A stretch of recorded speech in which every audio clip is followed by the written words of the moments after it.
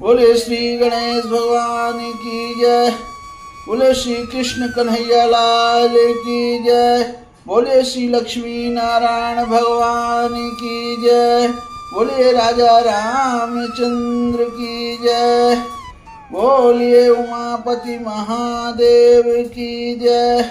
बोलिए अम्बे मात की जय। बोले वीर बजरंग बली की जय। आप सभी मेरे प्यारे दोस्तों का हमारे इस वीडियो पर आप सभी का स्वागत है। आप लोग कैसे हैं?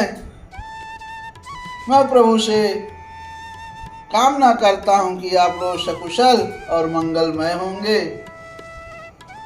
और प्रभु आप सभी को अपना आशीर्वाद बरसाते रहें। आपके बाल बच्चों घर में सभी को खुशहाल रखें, सबको स्वस्थ रखें और सबका दुख दूर करें। मैं भगवान श्री नारायण से यही प्रार्थना करता हूँ। और आज हम श्रीमद् भागवत महापुराण की कथा पंचम स्कंध अथ द्वितीयो अध्याय की कथा सुनाएंगे। आज की कथा में है आग्नेय चरित्र। अब श्री सुखदेव जी कहते हैं, पिता प्रियव्रत के इस प्रकार तपस्या में संलग्न हो जाने पर राजा अग्निद्र उनकी आज्ञा का अनुसरण करते हुए जम्बूद्वीप की प्रजा का धर्मानुसार पुत्रवत पालन करने लगे। एक बार वे पितृलोक की कामना से सदपुत्र प्राप्ति के लिए पूजा की सब सामग्री जुटाकर सुर सुंदरियों के क्रीड़ा स्थल मंदराचल की एक घाटी में गए और तपस्या में तत्पर होकर एकाग्र चित्त से प्रजापतियों के पति श्री ब्रह्मा जी की आराधना करने लगे।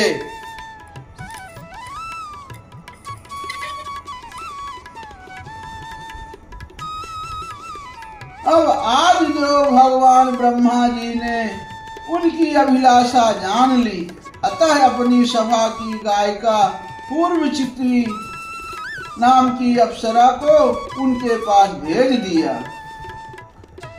अब आग्नेय जी के आश्रम में के पास एक अति रमणीय उपवन था।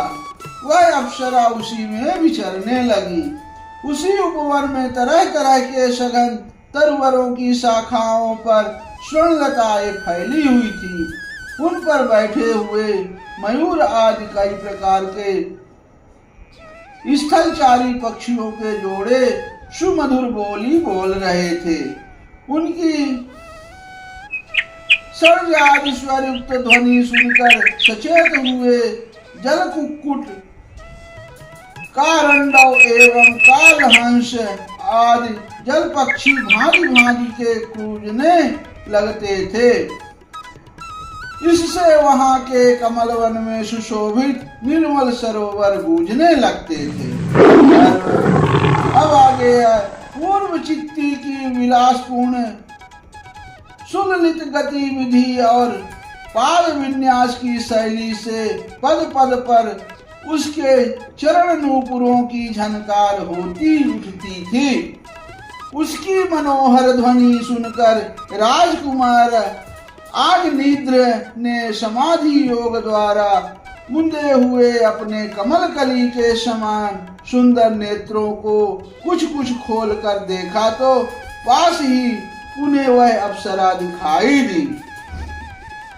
वह भ्रमरी के समान एक एक फूल के पास जाकर उसे सूंघती थी तथा देवता और मनुष्यों के मन और नयनों को आह्लादित करने वाली अपनी विलासपूर्ण गति, क्रीड़ा, चापल्य, लज्जा एवं विनयुक्त चितवन, सुमधुर वाणी तथा मनोहर अंगावयों से पुरुषों के हृदय में कामदेव के प्रवेश के लिए द्वार सा बना देती थी।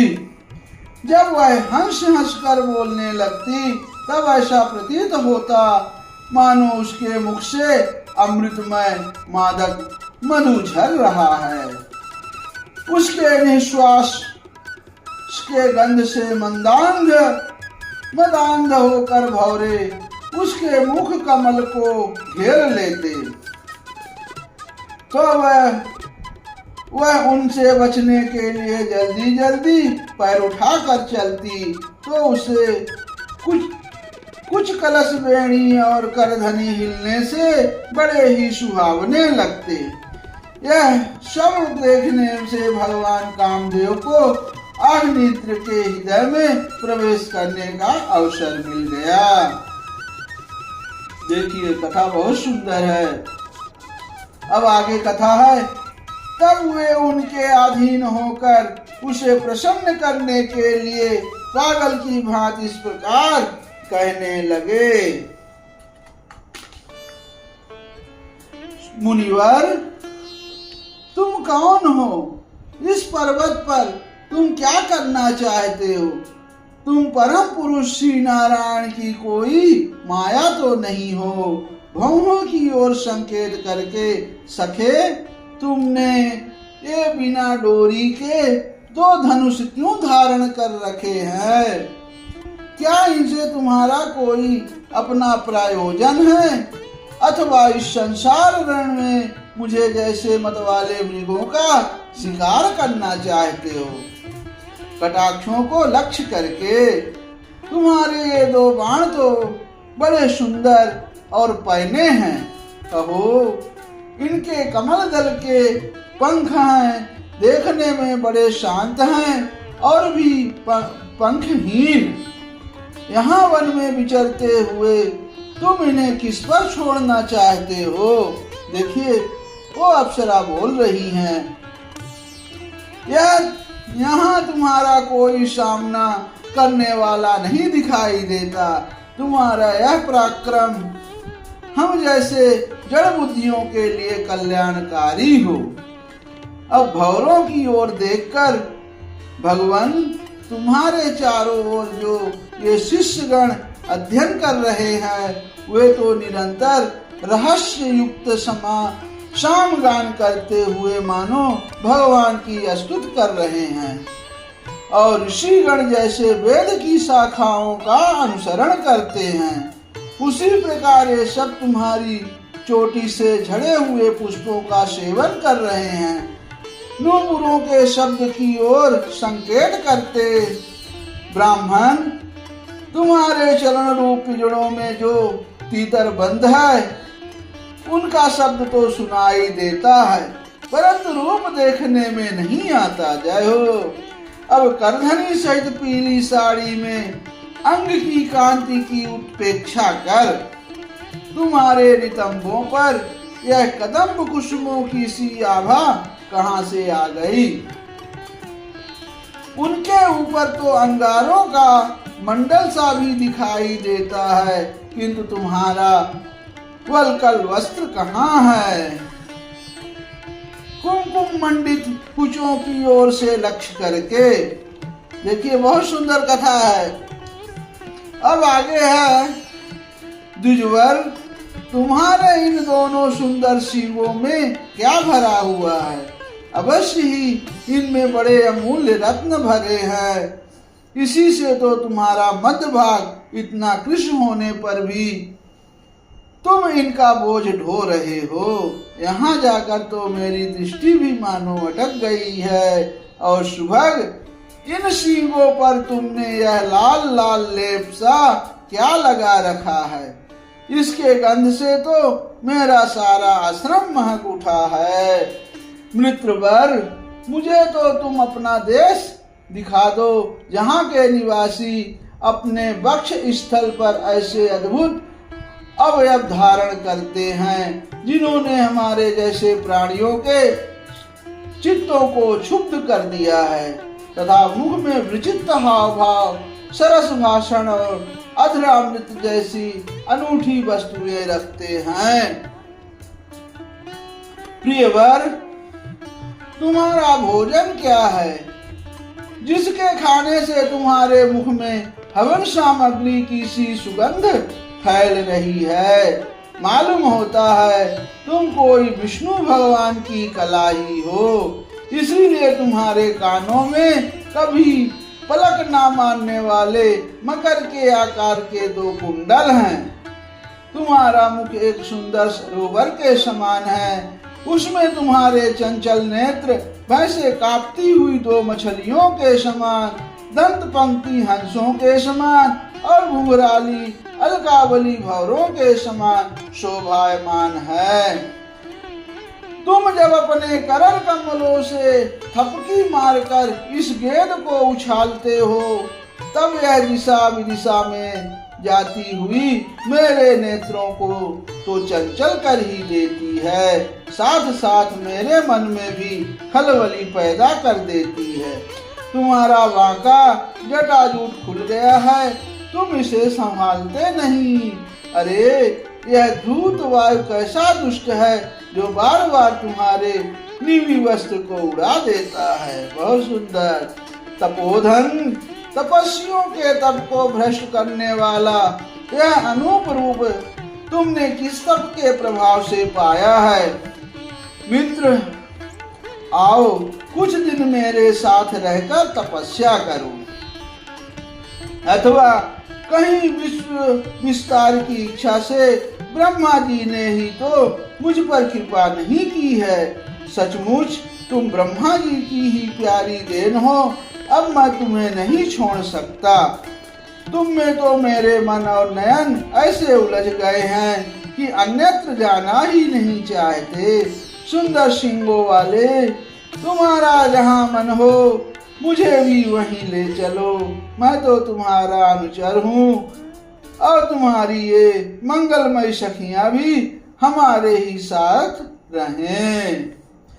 अब यहाँ श्री सुखदेव जी कहने लगे कि राजन, आग्निद्र देवताओं के समान बुद्धिमान और स्त्रियों को प्रसन्न करने में बड़े कुशल थे।